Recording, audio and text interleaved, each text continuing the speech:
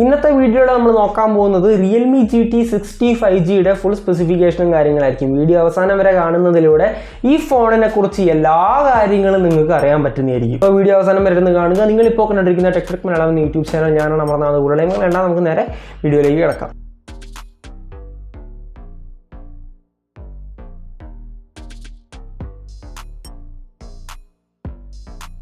Box and പ്രൈസിനെ കുറിച്ച് പറയുകയാണെങ്കിൽ documentation, injector പിന്ന് കാര്യങ്ങളൊക്കെ ബോക്സിൽ വരുന്നുണ്ട്. പിന്നെ ഒരു ഗ്രേ കളർ കേസ് വരുന്നുണ്ട്. 120 വാട്ട്സിന്റെ ചാർജർ വരുന്നുണ്ട്.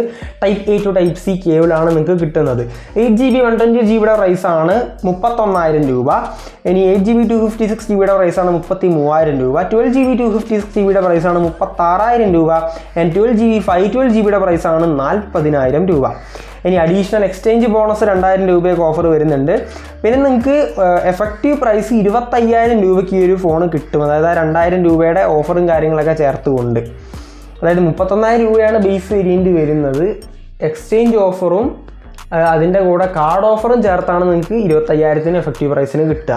അപ്പോൾ 25,000 കിട്ടാൻ ബുദ്ധിമുട്ടാണ്. നിങ്ങൾക്ക് 31 2 കുറച്ചാൽ 29 ഏകദേശം വരും. അപ്പം ആ ഒരു പ്രൈസ് റേഞ്ചിൽ നിന്ന് കണക്കാക്കുക. ആ ഒരു പ്രൈസ് റേഞ്ച് എന്ന് പറയുമ്പോൾ അതേ പ്രൈസ് റേഞ്ചിലാണ് പോക്കോ F6 വരുന്നത്. സോ അതായിട്ടൊരു കമ്പാരിസൺ ആവശ്യമുണ്ടെന്ന് എനിക്കറിയാം. So stay tuned for that. ഞാൻ എന്തായാലും ചെയ്യുന്നതായിരിക്കും. കാരണം ഈ രണ്ട് ഫോണുകളും ഗെയിമിങ്ങിൽ ഫോക്കസ് ചെയ്യുന്നുണ്ടെങ്കിലും ബാക്കി പല കാറ്റഗറീസ് ഉണ്ടല്ലോ, ബാറ്ററി, ക്യാമറ എന്ന് പറയുന്നത്, അതിലും പല ഡയറക്ഷനിലേക്കാണ് പോകുന്നത്. സോ നമ്മൾ ജസ്റ്റ് നല്ലോണം നോക്കിയതിന് ശേഷം മാത്രമേ വാങ്ങിയിട്ട് കാര്യമുള്ളൂ. ഞാൻ എന്തായാലും വീഡിയോ ചെയ്യുന്നതായിരിക്കും. സോ സബ്സ്ക്രൈബ് ചെയ്തിരിക്കാൻ മറക്കണ്ട. ഇനി ഡിസൈൻ ആ ഒരു ഡിപ്പാർട്ട്മെൻറ്റ് നോക്കുന്ന സമയത്ത് നോർമൽ ഡിസൈനാണ് ഒരു ഫെയർ ഡിസൈനായിട്ട് എനിക്ക് തോന്നിയിട്ടുള്ളൂ. ഭയങ്കര പ്രീമിയം ലുക്കിംഗ് ആയൊന്നുമില്ല, ഒരു സാധാരണ ഡിസൈൻ. പിന്നെ 2 കളറാണ്, റേസർ ഗ്രീനും ഫ്ലൂയിഡ് സിൽവറും. ഗ്ലോസി ബാക്കാണ് കൊടുത്തിരിക്കുന്നത്. ഓൾറെഡി പ്ലാസ്റ്റിക് ബാക്കും പ്ലാസ്റ്റിക് ഫ്രെയിംസും ആണ് കൊടുത്തിരിക്കുന്നത്. അതിൻ്റെ കൂടെ ഗ്ലോസി ഫിനിഷാണ് കൊടുത്തിരിക്കുന്നത്. നല്ലോണം ഫിംഗർ പ്രിൻറ്റും സ്പഡ്സും സ്ക്രാച്ചസും കാര്യങ്ങളൊക്കെ വരുന്നുണ്ട്. ചീപ്പ് ബിൽഡാണ്, ആദ്യമേ പറയാം. 192 ഗ്രാമാണ്. 8.65 mm ആണ് തിക്നെസ് വരുന്നത്. IP65 റേറ്റിംഗ് കൊടുത്തിട്ടുണ്ട്. പോക്കോ F6 നമ്മൾ കണ്ടത് IP64 ആയിരുന്നു. അതിൻ്റെ ജസ്റ്റ് മുകളിലുള്ള റേറ്റിംഗ് ഇതിന് കൊടുത്തിട്ടുണ്ട്. Type C വെർഷൻ 2.0 ആണ് വരുന്നത്. നിങ്ങൾക്ക് 3.5mm ഓഡിയോ ജാക്ക് വരുന്നില്ല. Dual nano SIM card support only ആണ്. നിങ്ങൾക്ക് SD കാർഡ് സപ്പോർട്ട് വരുന്നില്ല. നിങ്ങൾക്ക് മെമ്മറി കാർഡ് എക്സ്പാൻഷൻ സ്ലോട്ട് ഇവിടെ കിട്ടുന്നില്ല. IR ബ്ലാസ്റ്ററിൻ്റെ സപ്പോർട്ട് നിങ്ങൾക്ക് കിട്ടുന്നുണ്ട്. ഇനി നിങ്ങൾ മൾട്ടിമീഡിയ എക്സ്പീരിയൻസിനെ കുറിച്ച് നോക്കുമ്പോൾ ഡിസ്പ്ലേ ആൻഡ് ഓഡിയോ ഡിപ്പാർട്ട്മെന്റിനെ കുറിച്ച് നോക്കുവാണെങ്കിൽ 6.78 ഇഞ്ചിന്റെ LTPO 120 ഹെർട്സിന്റെ റിഫ്രഷ് റേറ്റ് ഉള്ള ഒരു ആമോലെഡ് സ്ക്രീനാണ് നിങ്ങൾക്ക് ഇവിടെ കിട്ടുന്നത്. അതും കർവ്ഡ് സ്ക്രീനാണ് ഇവിടെ കൊടുത്തിരിക്കുന്നത്. 120 ഹെർട്സിന്റെ റിഫ്രഷ് റേറ്റ്, 360 ഹെർട്സിന്റെ ടച്ച് സാമ്പിളിംഗ് റേറ്റ് ഇവിടെ വരുന്നുണ്ട്. 2500 ഹെർട്സിന്റെ ഇൻസ്റ്റന്റ് ടച്ച് സാമ്പിളിംഗ് റേറ്റും അവർ പറയുന്നുണ്ട്. 6000 നിറ്റ്സിന്റെ പീക്ക് ബ്രൈറ്റ്നസ് ആണ് വരുന്നത്. പീക്ക് ബ്രൈറ്റ്നസ് നിങ്ങൾ നോക്കരുത്, ജസ്റ്റ് ഒരു ഗിമ്മിക് ആയിട്ടാണ് എനിക്ക് എന്നല്ല പലവർക്കും ഇപ്പോൾ ഫീൽ ചെയ്യുന്നത്. അതൊരു 1% ഓഫ് സ്ക്രീനിൽ മാത്രം വരുന്ന ബ്രൈറ്റ്നസിനെ കുറിച്ചാണ് അവർ സംസാരിക്കുന്നത്. ഹൈ ബ്രൈറ്റ്നസ് മോഡാണ് നമ്മൾ നോക്കേണ്ടത്. അത് 1600 നിറ്റ്സ് ആണ്. ആൻഡ് യെറ്റ് അതൊരു നല്ല ബ്രൈറ്റ്നസ് തന്നെയാണ്, അടിപൊളി ബ്രൈറ്റ്നസ് തന്നെയാണ്. 1600 നിറ്റ്സ് എന്ന് പറഞ്ഞാൽ നല്ല വെട്ടത്തിൽ നിങ്ങൾക്ക് നല്ലോണം ഫോൺ കാണാൻ പറ്റും. 2160 ഹെർട്സിന്റെ PWM ഡിമ്മിങ്ങിന്റെ സപ്പോർട്ടും കാര്യങ്ങളൊക്കെ വരുന്നുണ്ട്. സോ ഫ്ലിക്കർ ഫ്രീ ആണ്. നിങ്ങൾക്ക് എന്താ ബ്രൈറ്റ്നസ് സ്ലൈഡർ കുറയ്ക്കുന്ന സമയത്ത് തലവേദന ഇഷ്യൂസ് കാര്യങ്ങളൊന്നും വരാൻ പോകുന്നില്ല. ഗൊറില്ല ഗ്ലാസ് വിക്ടസ് 2ന്റെ പ്രൊട്ടക്ഷനും കൂടെ കൊടുത്തിട്ടുണ്ട്. സോ നിങ്ങൾക്ക് പെട്ടെന്നൊന്നും താഴെ വീണാൽ പൊട്ടിപ്പോയില്ല. യെറ്റ് നിങ്ങൾ എന്തായാലും സ്ക്രീൻ ഗാർഡ് ഉപയോഗിക്കാൻ ശ്രമിക്കുക. HDR 10+ന്റെ സപ്പോർട്ട് ഇവിടെ വരുന്നില്ല.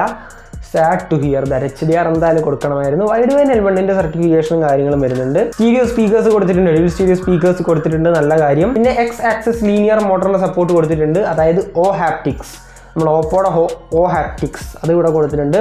സോ ജിങ് ആ ഒരു എക്സ്പീരിയൻസ് എന്തായാലും അത്യാവശ്യം നല്ലതായിരിക്കും. ഇനി പെർഫോമൻസിനെ കുറിച്ച് പറയുന്ന സമയത്ത് Qualcomm Snapdragon 7+ Gen 3 ആണ് കൊടുത്തിരിക്കുന്ന 4nm ചിപ്സെറ്റ് ആണ്. LPDDR5X ആണ് റാം ടൈപ്പ് വരുന്നത്. പക്ഷേ സ്റ്റോറേജ് ടൈപ്പിൽ ഒരു ചെറിയ ട്വിസ്റ്റ് ഉണ്ട്. അതായത് OnePlus കൊടുത്തതുപോലെ തന്നെ 128GB ആണ് വാങ്ങുന്നതെങ്കിൽ UFS 3.1. പക്ഷേ നിങ്ങൾ അതിൻ്റെ മുകളിൽ 256 ആണ് വാങ്ങുന്നതെങ്കിൽ UFS 4.0 കിട്ടും. വാങ്ങുകയാണെങ്കിൽ 256 വാങ്ങുക. അപ്പം പോക്കോ F6നേക്കാളും പ്രൈസ് ഇതിന് കൂടും.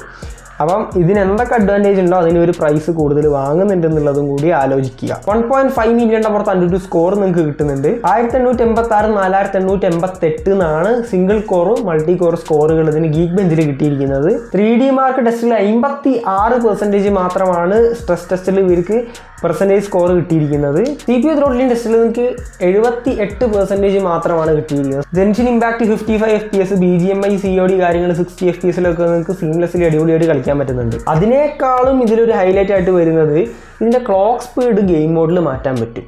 അപ്പം അതൊരു നല്ല ഫീച്ചറായിട്ട് എനിക്ക് തോന്നിയത്. ഒരു ഡിഫറെൻറ്റ് ഫീച്ചറാണ്. ഓവർ ക്ലോക്കിംഗ് ഒക്കെ നമ്മൾ ലാപ്ടോപ്പിലും കാര്യങ്ങളിലും പി സിയിലൊക്കെ കണ്ടിട്ടുള്ളൂ.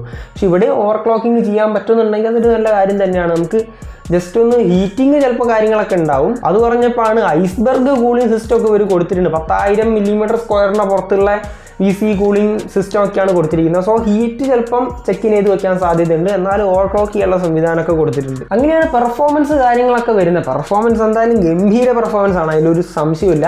പക്ഷെ പോക്കോ F6 ആയിട്ട് കമ്പയർ ചെയ്യുമ്പോൾ അതിനാണോ കൂടുതൽ എന്നുള്ളൊരു സംശയം മാത്രമേ എനിക്കുള്ളൂ.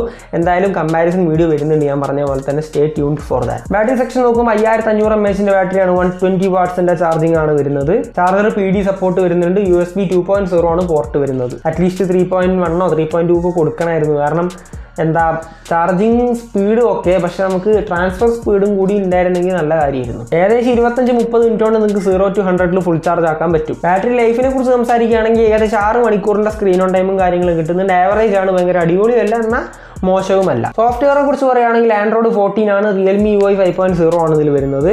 3 ഇയേഴ്സിൻ്റെ ആൻഡ്രോയിഡ് അപ്ഡേറ്റും 4 ഇയേഴ്സിൻ്റെ സെക്യൂരിറ്റി പാച്ച് അപ്ഡേറ്റും അവർ പ്രോമിസ് ചെയ്യുന്നുണ്ട്.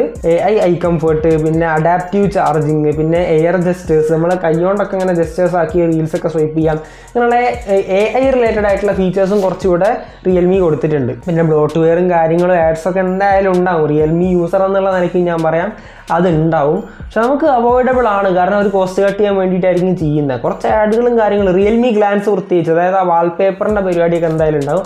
അതൊക്കെ ഒഴിവാക്കാൻ പറ്റും, ഒഴിവാക്കാൻ ശ്രമിക്കുക. ഓവറോൾ സോഫ്റ്റ്വെയർ എക്സ്പീരിയൻസ് വലിയ കുഴപ്പമുണ്ടാവില്ല എന്ന് പ്രതീക്ഷിക്കാം. എന്തായാലും അപ്ഡേറ്റ്സും കാര്യങ്ങളൊക്കെ പ്രോമിസ് ചെയ്യുന്നതുകൊണ്ട് കുറച്ച് സ്പീഡിൽ അപ്ഡേറ്റ്സ് തരാറുണ്ട് റിയൽമി. സോ ഓവറോൾ വലിയ കുഴപ്പമില്ലാത്ത സോഫ്റ്റ്വെയർ ആണ്. മറ്റ് ഫീച്ചേഴ്സ് നോക്കുകയാണെങ്കിൽ ഡിസ്പ്ലേ ഫിംഗർ പ്രിന്റ് സ്കാനർ വരുന്നുണ്ട്, ഫേസ് അൺലോക്ക്, എയർ ബ്ലാസ്റ്റർ, പിന്നെ 9 5G ബാൻഡ്സിൻ്റെ സപ്പോർട്ട് വരുന്നുണ്ട്, voice over new radio support വരുന്നുണ്ട്, വൈഫൈ വേർഷൻ 6, ബ്ലൂടൂത്ത് വേർഷൻ 5.4, NFC-യുടെ സപ്പോർട്ട്, IP65-ൻ്റെ support, X axis linear motor വരുന്നുണ്ട്. ഇതൊക്കെ ഞാൻ പറഞ്ഞതാണ്. അങ്ങനെയാണ് മറ്റ് ഫീച്ചേഴ്സ് കാര്യങ്ങൾ. അതിലൊന്നും ഒരു പഞ്ഞു വരാൻ പോകുന്നില്ല. ഇനി ലാസ്റ്റ് ആൻഡ് ഫൈനലായിട്ട് ക്യാമറയെ കുറിച്ച് നോക്കുന്ന സമയത്ത് 50 മെഗാപിക്സലിൻ്റെ സോണി LYT600 സെൻസറാണ് കൊടുത്തിരിക്കുന്നത് വിത്ത് ഒപ്റ്റിക്കൽ ഇമേജ് സ്റ്റെബിലൈസേഷൻ്റെ സപ്പോർട്ട്. 8 മെഗാപിക്സലിൻ്റെ സോണി IMX355ൻ്റെ സെൻസറാണ് അൾട്രാവൈഡ് കൊടുത്തിരിക്കുന്നത്. പിന്നെ ഒരു 32 മെഗാപിക്സലിൻ്റെ സെൽഫി ക്യാമറയും ഇവിടെ കൊടുത്തിട്ടുണ്ട്. 4K 60 FPS നിങ്ങൾക്ക് ബാക്കിൽ മെയിൻ ക്യാമറയിൽ ഷൂട്ട് ചെയ്യാൻ പറ്റും. 4K 30 FPS നിങ്ങൾക്ക് സെൽഫി ക്യാമറയിൽ ഷൂട്ട് ചെയ്യാൻ പറ്റുക. അൾട്രാവൈഡിൽ 1080p 30 FPS മാത്രമേ സപ്പോർട്ട് ചെയ്യുന്നുള്ളൂ. ക്യാമറയെ കുറിച്ച് പറയുകയാണെങ്കിൽ ജസ്റ്റ് ഓക്കെ അത്രേ പറയാൻ പറ്റുള്ളൂ. കാരണം ഇതൊരു ഗെയിമിംഗ് സ്മാർട്ട് ഫോൺ എന്നുള്ള രീതിയിൽ ഇറക്കിയതാണ്, പ്രത്യേകിച്ച് GT സീരീസ്. സോ ഇതൊരു ഗെയിമിംഗ് സെൻട്രിക് സ്മാർട്ട് ഫോൺ ആണ്, not a camera centric smartphone. So ആ ഒരു രീതിയിൽ നിങ്ങൾക്ക് ക്യാമറ പ്രതീക്ഷിച്ചാൽ മതി. പിന്നെ ഇതിൻ്റെ പോക്കോ F6 റൈവൽ ആയിട്ടുള്ള കമ്പാരിസൺ വീഡിയോ തീർച്ചയായിട്ടും വരുന്നതായിരിക്കും. സോ അതിനും വേണ്ടി പിന്നെ ഓട്ടോമൊബൈൽ റിലേറ്റഡും ടെക് റിലേറ്റഡ് കണ്ടന്റിനും വേണ്ടി ചാനൽ സബ്സ്ക്രൈബ് ചെയ്യാനും തൊട്ട് ബെല്ലേക്ക് നടത്താനും മറക്കണ്ട. അപ്പം ഈ ഫോണിനെ കുറിച്ച് കൺക്ലൂഡ് ചെയ്യാനുള്ളത് ഇത്രയേ ഉള്ളൂ. നിങ്ങൾക്ക് വാങ്ങാൻ പറ്റുന്ന ഫോൺ തന്നെയാണ്, പക്ഷേ ചിന്തിച്ച് വാങ്ങുക. കാരണം ഇതിൻ്റെ റൈവൽസും കൂടി നോക്കുക. നിങ്ങൾ അത്രയും ഗെയിമിംഗ് ആണെങ്കിൽ വാങ്ങുക, അല്ലെങ്കിൽ നല്ലോണം റിസർച്ച് ചെയ്തിട്ട് വാങ്ങുക. എന്തായാലും എടുക്കാൻ പറ്റിയ ഫോണൊക്കെ തന്നെയാണ്. ഈ പ്രൈസ് റേഞ്ചിൽ ഗംഭീര ഫോണാണ്, ഒരു സംശയമില്ല. സബ്സ്ക്രൈബ് ചെയ്യാൻ മറക്കണ്ട. ഇൻസ്റ്റാഗ്രാമൊക്കെ ഒന്ന് ഫോളോ ചെയ്യുക, ലൈക്ക് ചെയ്യുക, ഷെയർ ചെയ്യുക, കമൻറ്റ് ചെയ്യുക എന്ന് മാത്രം പറഞ്ഞുകൊണ്ട് ഇത്രയും നേരം കണ്ടതിന് നന്ദി. Thanks for watching. അടുത്തൊരു നല്ല വീഡിയോയിൽ കാണാം. എല്ലാവർക്കും സ്റ്റേ സേഫ്. ബൈ.